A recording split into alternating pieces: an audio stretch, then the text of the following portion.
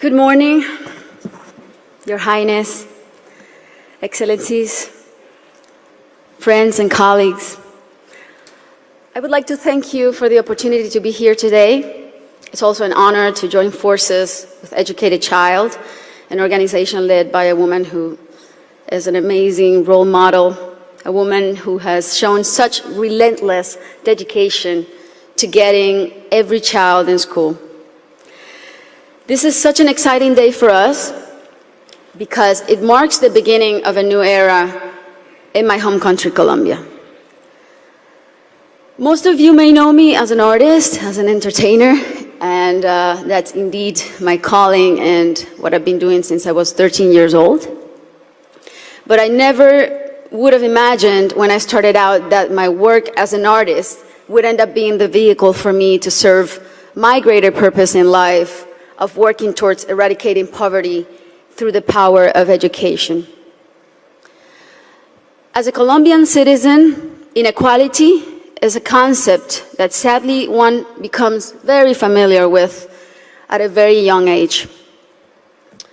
It's a country like many others in Latin America where a few have a lot have almost nothing, and where if you're born poor, you will almost certainly die poor, and where people don't access equal opportunities. And because of that, generation after generation after generation live trapped in the same vicious cycle fed by prejudice and inaction.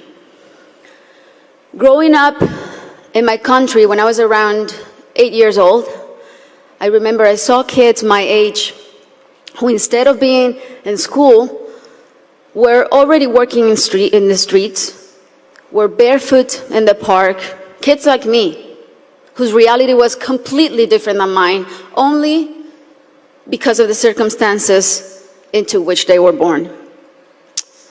It was really hard for me to accept that something so unjust didn't have a solution. There had to be something that could be done. So I often asked myself why the adults around me were so resigned to the fact that these kids, who were just like me, or even their own children, were living in a parallel reality so different and so cruel. As Kofi Annan put it, poverty is intolerable in a world of plenty.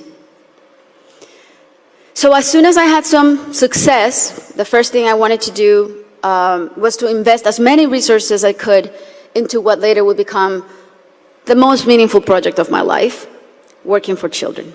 So I set out to find a team of people who dreamed big and worked hard and thought like me to help me right the wrongs that I had witnessed throughout my entire childhood. And that's when our foundation, the Barefoot Foundation, Pies Descalzos Foundation, was born.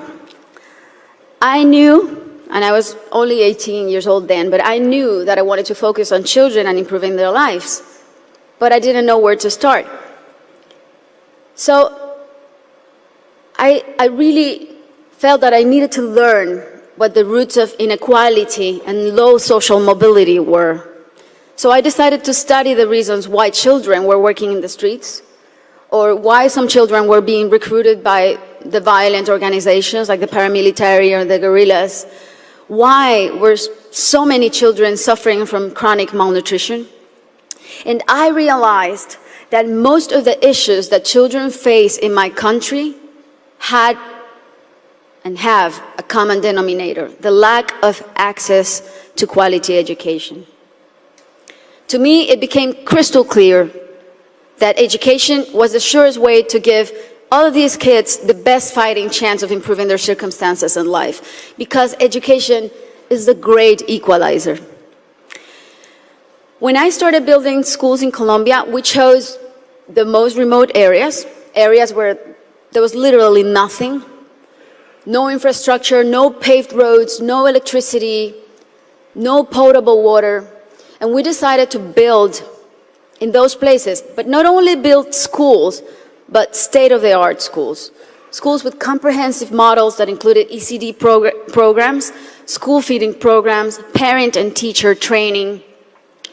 And another very important part is we decided to engage the government as a strategic partner and made it nearly impossible for them to say no to doing their part by showing them results through our holistic model that really proved to work.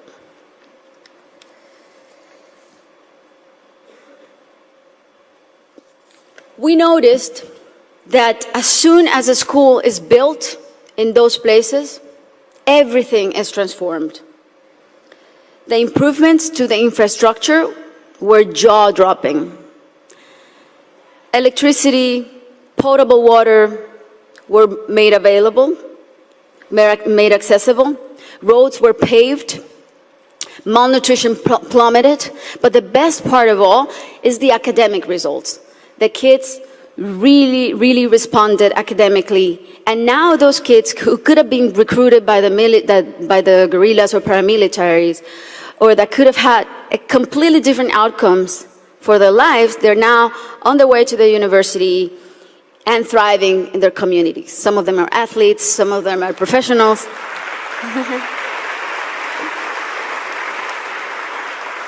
That's why it really is a thrill to work for education. That's why I'm so passionate about it, because I've really seen results that are as palpable as this podium. And seeing all these success stories that have a name and a last name has been one of the most rewarding things I've done in my lifetime, even more so than winning Grammys, I think.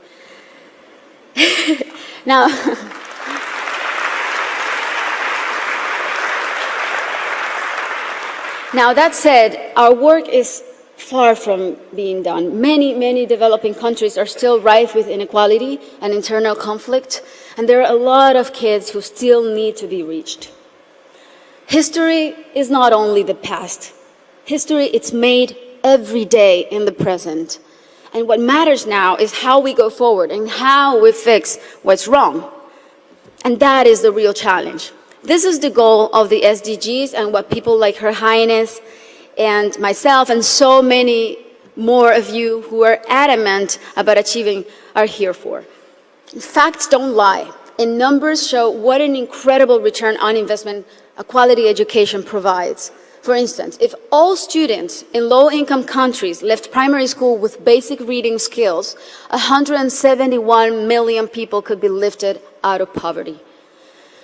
Systemic change often begins from the bottom up rather than the top down. The government must take responsibility, and we should all put as much pressure as we possibly can, but the rest of all, the civil society, should also do their part. What we have discovered, both at Pies Descalzos and Educated Child, is that many times only one single barrier to entry, such as no access to transportation or basic needs like a functioning bathroom, can prevent a kid from attending school or even put them at risk of dropping out. Sometimes all it takes to change a child's life is the security of a hot meal in school or the ease of being able to hop on a bus that will leave you safely at your classroom's door. It's as simple as that. And these are simple interventions and they don't cost a lot.